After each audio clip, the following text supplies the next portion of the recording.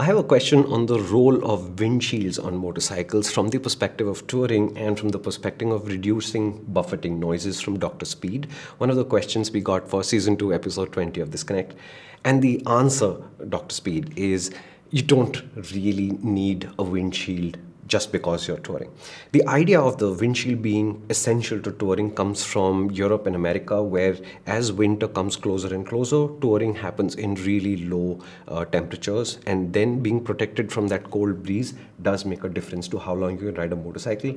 In India, you'll encounter that kind of freezing temperatures so infrequently that I don't think screens are automatically crucial to touring. You shouldn't need them. When do you need them? If you're going to be doing sustained high speed touring for a long time, then being protected from the wind blast and the energy it saps can be useful. But to me, most of us set that bar a little bit too low. I've ridden on motorcycles going as much as 100 steady for hours together with no windshield at all, feeling no strain from it. All it needed was 3 or 4 rides where your neck would hurt a little bit, then you'd get used to it and then you won't think about it ever again. But if you are going to go faster than this, technically that's illegal.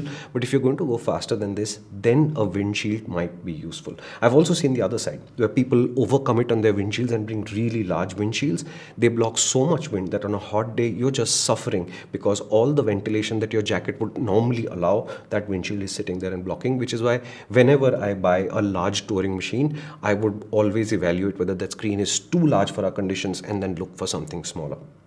As far as wind buffeting goes, that's a difficult one because it's a very personal one. Depending on how tall you are, how front or back of the saddle you sit in, where your handlebar is at, a lot of these factors contribute to what we perceive as buffeting, which is your helmet shaking around a little bit. And some machines are worse, but they'll work really well for riders of certain heights, and some machines are really good, but they won't work for riders of other heights. Unfortunately, it means a little bit of trial and error, and honestly, there's no way around it.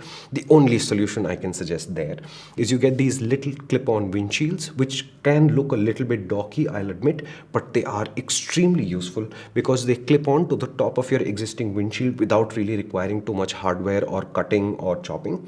And then you can really adjust them for height and angle both. And in most cases, I think if you play with it a little bit, you'll find a setting where the buffeting goes away. And to me, it doesn't make your bike look a heck of a lot better, but it does really work.